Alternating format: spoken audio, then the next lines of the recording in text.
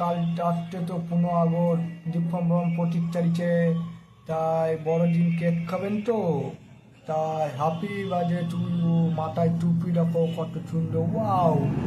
এত সুন্দর দেখতে পাচ্ছেন, কত সুন্দর পরিবেশন করছে, এত সুন্দর কেক, পুরো জাদুর মতন বার লাইট মাইট সব রকম করছে, দেখছেন কত সুন্দর লাগছে।